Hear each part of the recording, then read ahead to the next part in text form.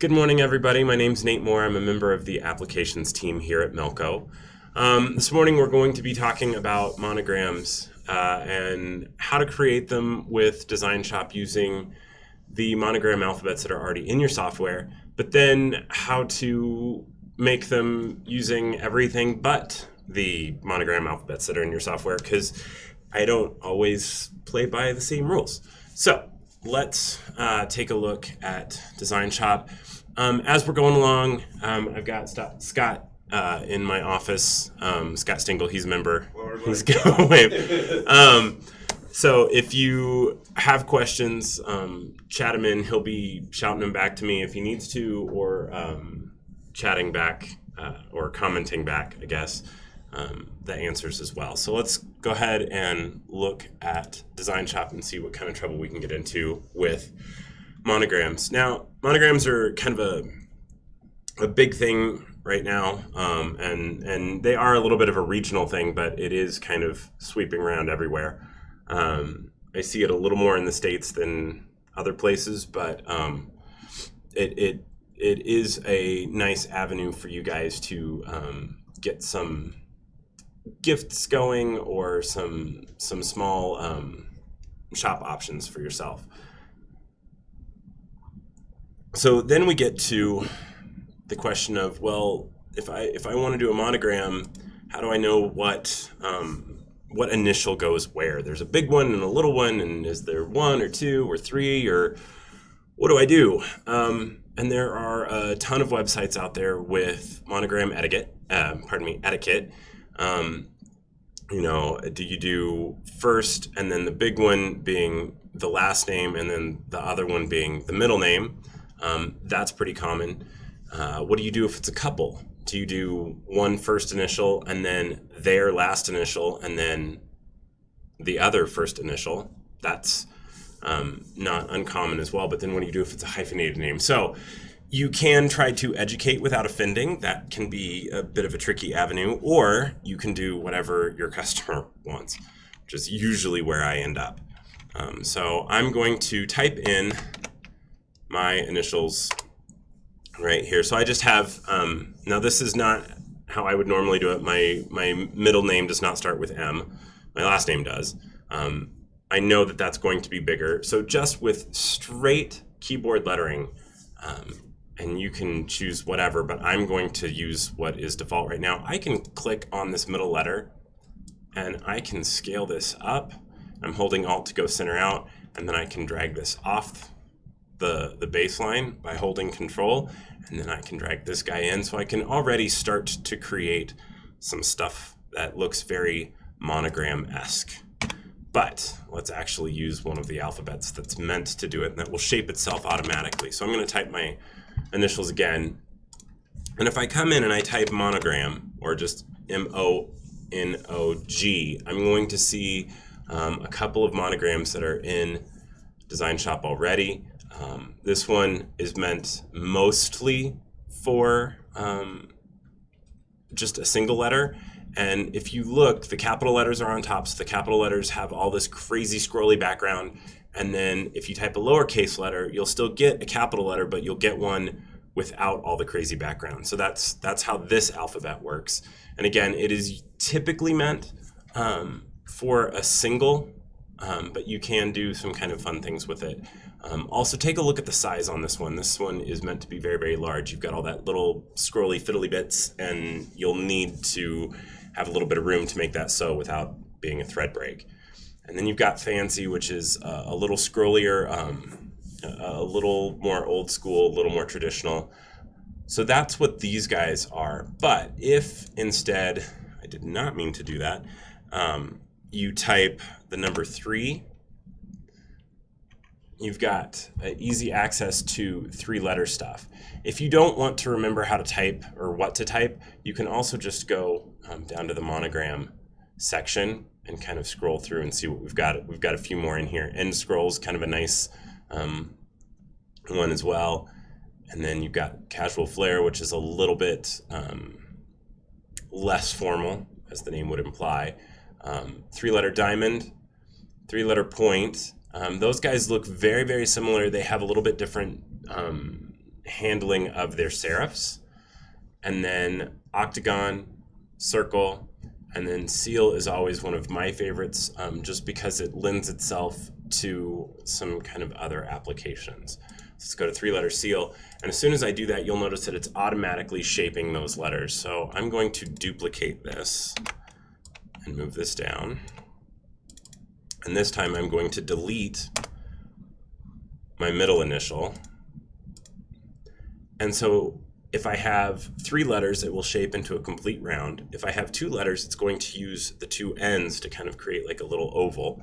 And then if I do just 1 letter, which would just be my last name, so I'm going to delete my first initial, it shapes itself using what was the middle of the 3. And so you have 3 distinct shapes using this. And if you want to add a border to this, that's pretty easy. If I look at the preview for these, you'll see that it has lots of different borders that you can use. The top line is, and I wish I could move my mouse to help show you, but as soon as I move my mouse, the preview is going to go away. The top line is all shapes for 3 letters, the middle line is all for 2 letters, and the bottom line is all for 1 letter. And then beside it, you'll see a character. So if I want that full circle, you'll see the character 1. All I have to do is type 1, and you can do it before or after your monogram. It doesn't really matter, except you know me, you know how I like to sew, you know that I like to sew away from things that I've sewn before. So rarely am I going to encase an area and then sew the monogram inside of it. I'm usually going to sew the monogram and then sew around it. So I'm pushing fabric out. So I'm usually going to be putting these numbers or characters, in the case of the percent sign or the ampersand, after that monogram. So let's put a little number 1 here, hit apply, and let me move this out of the way so we can do both at the same time. You can see everything. And then I think number 6 is one for that. And then let's do an ampersand here. And now that just made that way too big. So I'm going to move this over here so we can see the differences. So now I've got monograms and borders, and they're looking pretty cool. And what if I wanted them a different color? You can do that too. It gets a little bit tricky. You got to find the handle of the piece that you want to change colors. But you can totally change colors. As I'm completely a KU boy, crimson and blue is what's going on this monogram for me today. And my seltzer tea is not what I wanted. Excuse me. All right, so that's how you would do it with the monogram alphabets that are already in your software. And you don't have to stay with kind of what you're given. So if I do just an M here, you can kind of mix and match. So I'm going to grab that. Let's scale him up a little bit. We'll move this over here. And then let's grab this guy. Let's change this to 3-letter diamond, maybe? No, let's do 3-letter point.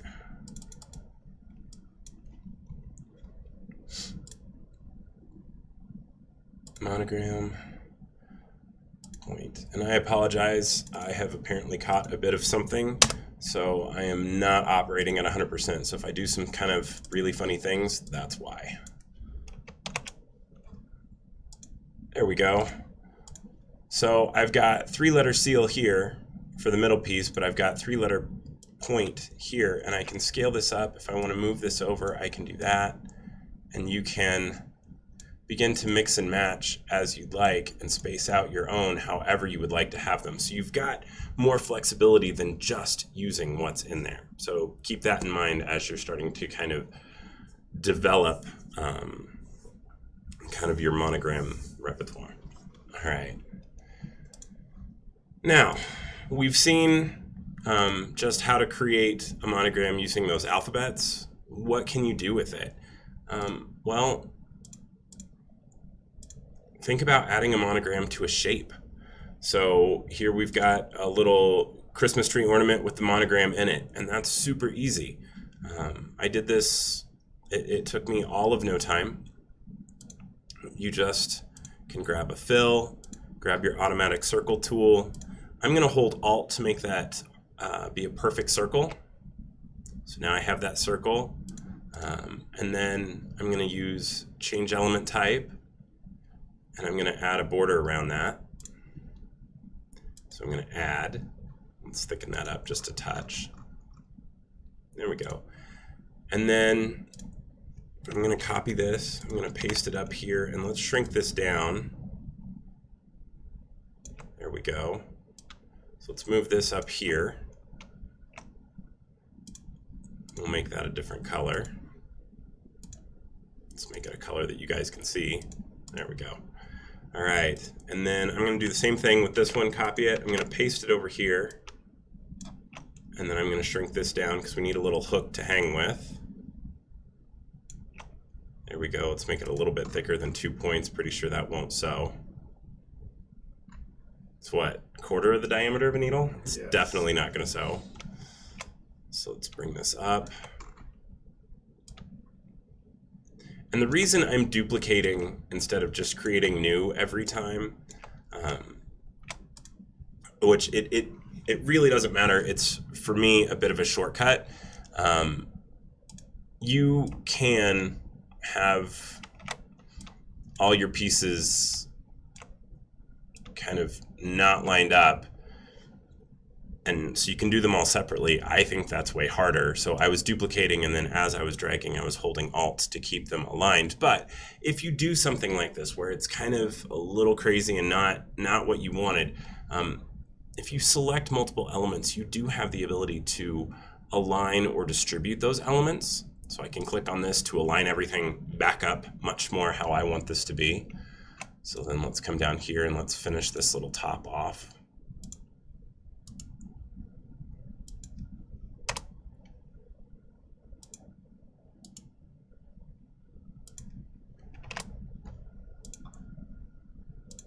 There we go.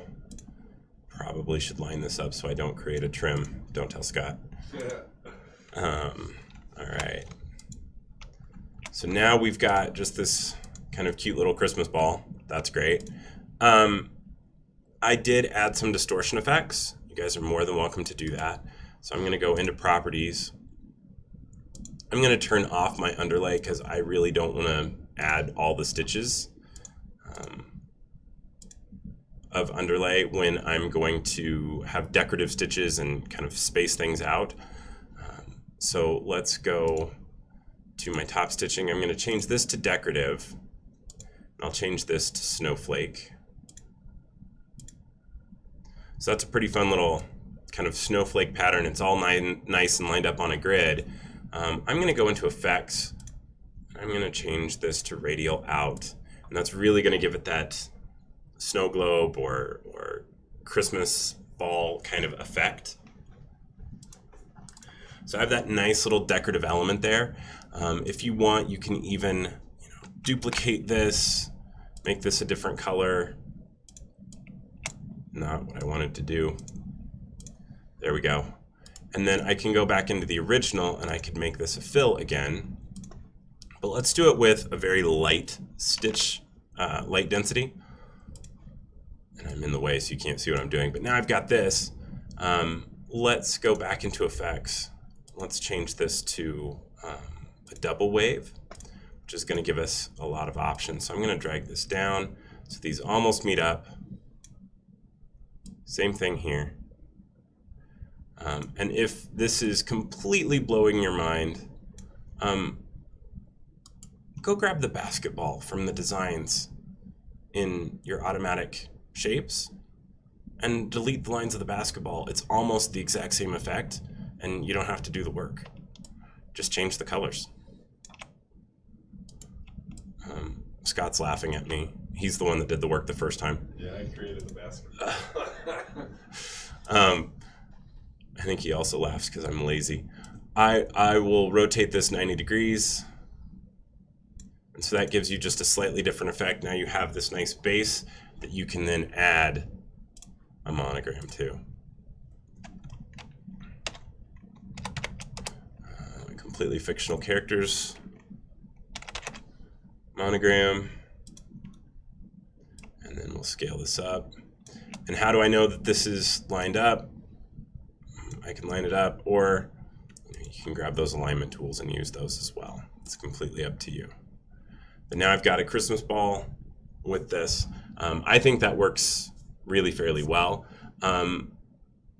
As opposed to putting things into monograms, you can also use the monogram as an element. So let's say you had a family and you wanted to do all of their monograms. So let's do one here, give it a nice circular. Let's make that red. Let's shrink this down a little bit. You can't shrink it too much. It does get a little bit thin, so just keep that in mind. And then let's duplicate this. And we'll say that this is somebody else's monogram, and this is somebody else's monogram. This can be my monogram.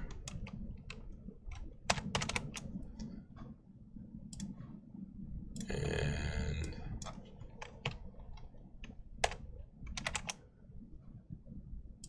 there we go. Now we've got these little guys. They can almost start to look like holly berries that you can then add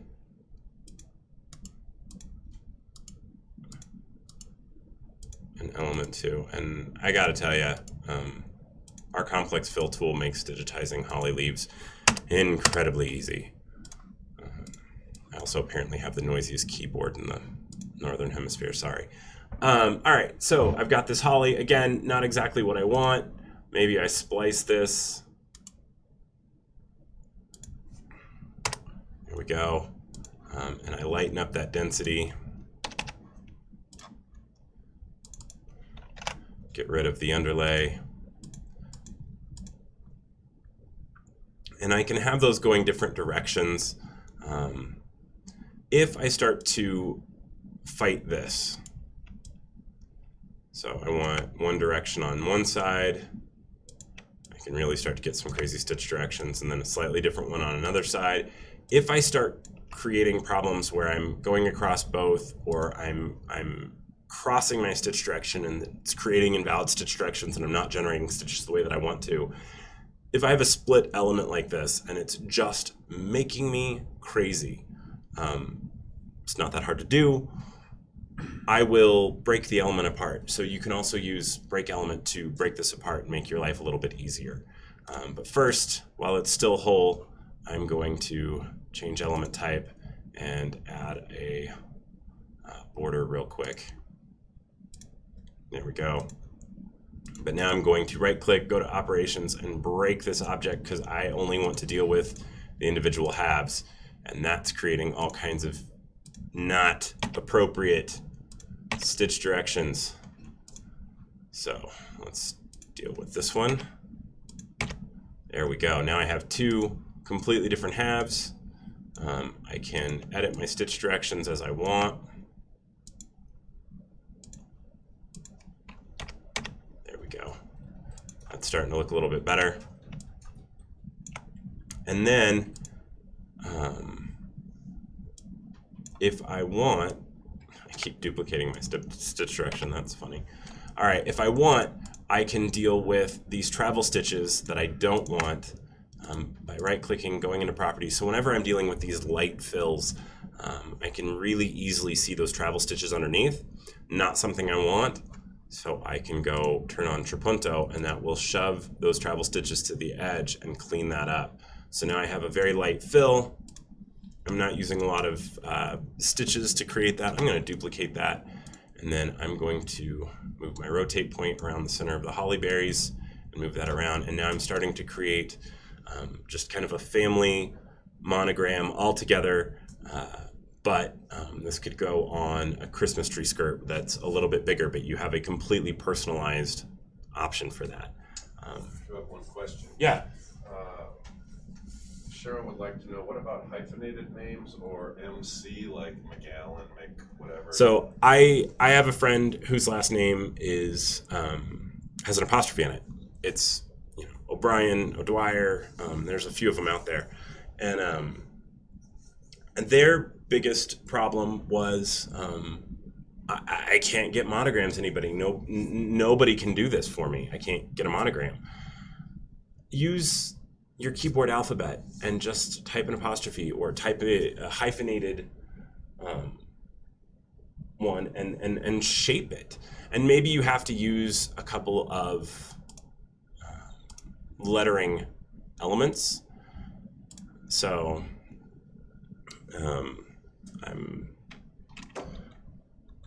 this is gonna be a little bit hard in my head for a minute.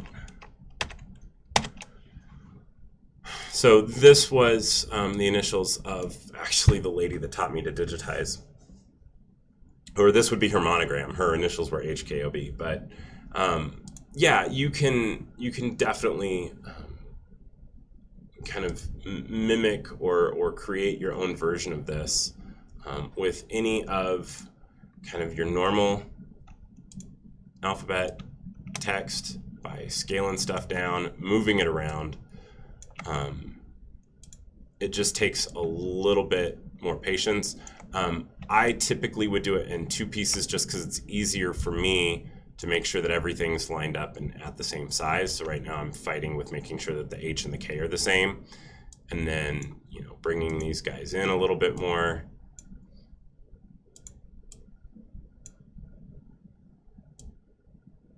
And then you also have the ability to start using envelope line types to do that, where you can begin to shape the letters however you want. And then also creating your own borders. And this is where I would begin using some of these custom designs or custom shapes. Not so much the animals, that doesn't do me a whole lot of good. But the shapes are actually quite nice for that. So if I wanted a diamond, you know, I could bring this diamond up here. It's a pretty easy thing to digitize, but it's also a really easy thing to copy and paste. And then you could do a diamond with kind of this rounded rectangle might look nice. You guys are going, what are you talking about? So I'm gonna grab these guys, I'm gonna line them up. So this is where I start using my alignment tools a lot.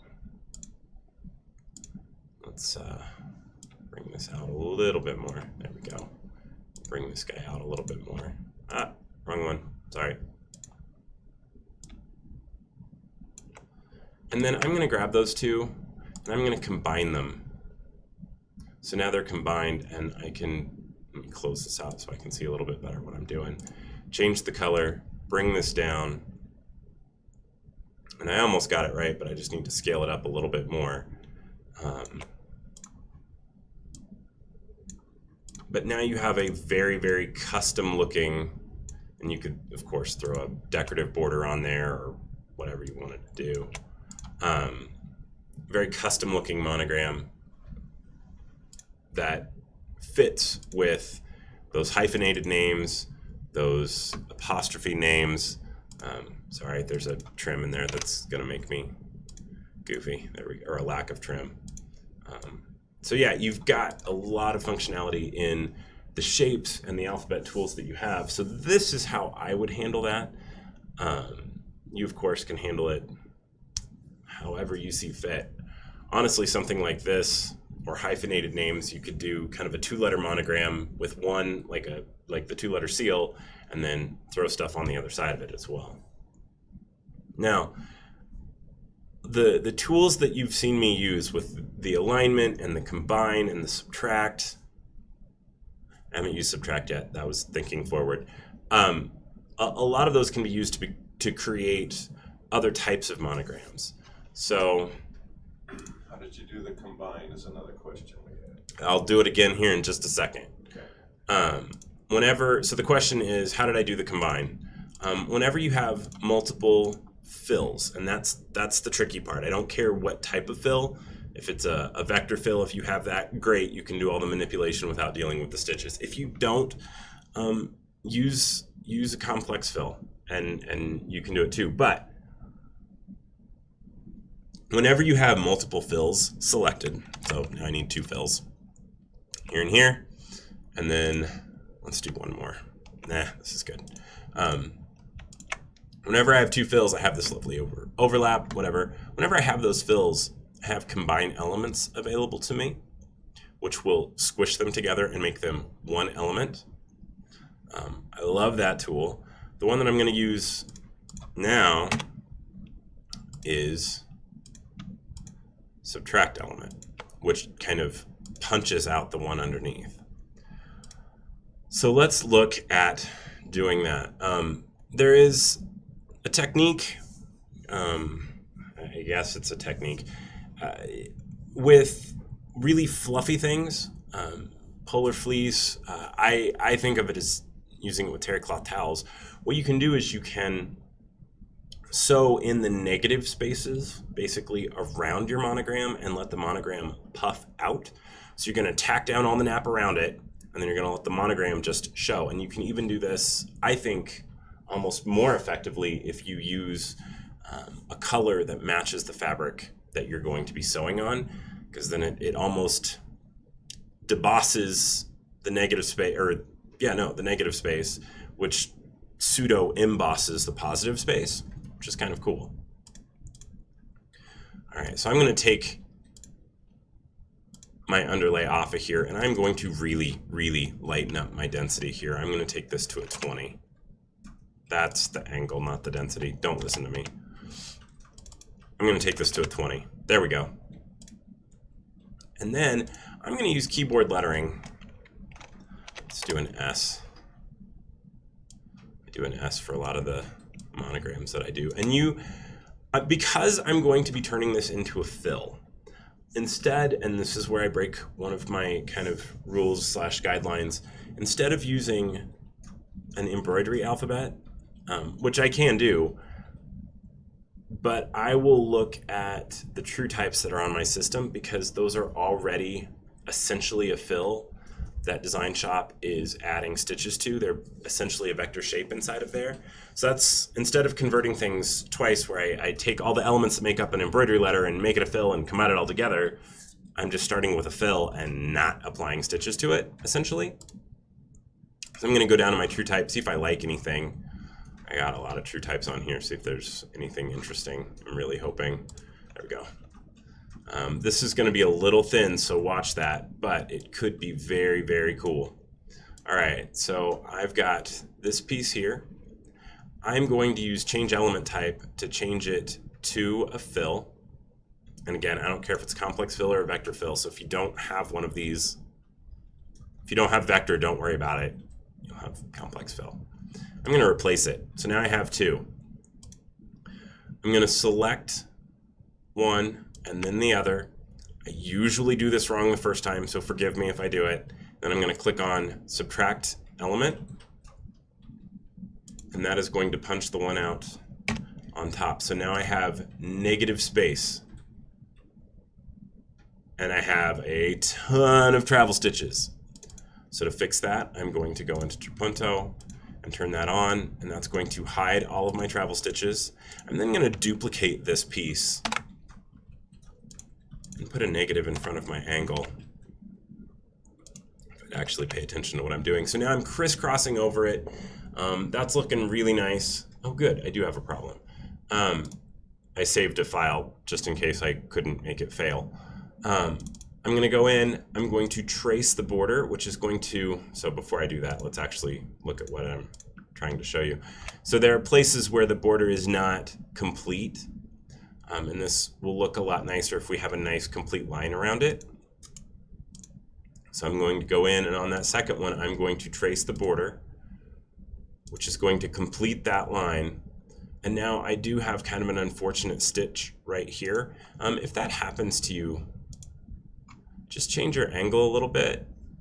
I don't think it's that one that's doing it. I think it's the first one. And if you change it by just a couple degrees, that will typically go away. There we go. So maybe I do, 64, and then let's do negative 64. There we go.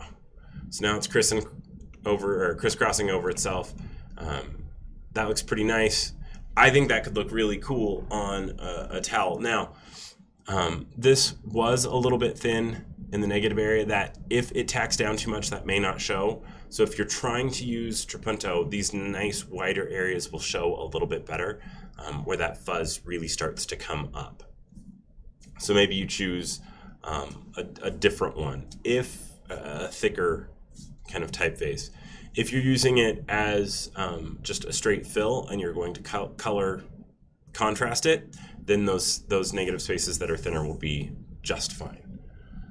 Thoughts, questions, anything? Sweet. All right, other things you can do, because why just stick with this?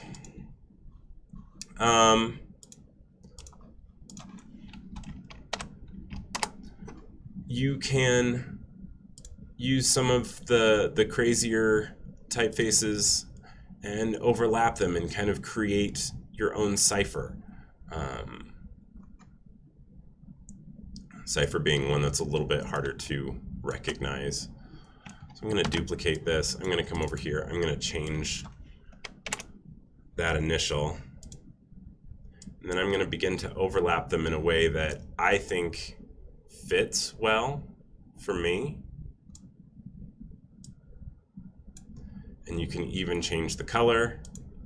So this is kind of a different way of doing it where you're using multiple typefaces, and that's when it can get really cool. If we try a script, let's try something very swirly. Let's go back to Artemis. So you can do that where you have pieces that interlock or that overlap and go in and out of each other. That can look really cool. Changing the size of them can look really cool. Where you start to struggle with some of this stuff is you start overlapping in areas that perhaps you don't want to, and what do you do with that? How do you deal with that? So what you can choose to do is go into your operations and convert it to wireframe. And then you can grab those pieces and choose to have them so before or after. You can even come in and break an element. Not what I wanted to do. There we go. So perhaps I want to break this element. So I select pieces on either side, right click, split the element, not break it. So now I have this piece. Let's make sure I get my stitch direction back in there because it looks like I got rid of that.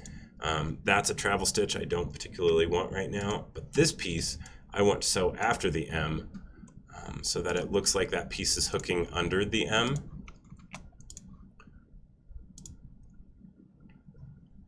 So you can begin to develop kind of interlocking little, again, kind of fiddly bits. So you've got pieces that you can manipulate that way. And you've got a ton of options with wireframe editing, with change element type, with break object, that kind of expand greatly what you have with just starting with the monogram alphabets that are loaded with your software.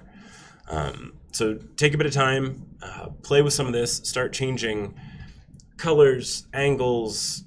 Don't look at it at just being lettering. Start changing it to being negative spaces and fills, interlocking pieces, lots of stuff like that. And take some time and play with it, because monograms can be very intricate, very beautiful, and you can add elements, scroll work, whatnot on the outside of it, all with pieces that have already been digitized, or other letters, or some of your automatic shapes. From your common designs, you've got banners, you've got fleur-de-lis, you've got hearts, you've got a lot of options that are very drag and drop. I think these snowflakes could be great this time of year as well. And all you have to do to use them is drag them and drop them, and then they're there. You can incorporate those. For a hyphenated one, maybe use a snowflake instead of a hyphen, or maybe use a snowflake instead of an ampersand if it's a couple. Again, you've got a lot of options there. So take some time, play with it, and hope to see you guys again on Facebook soon. Thanks.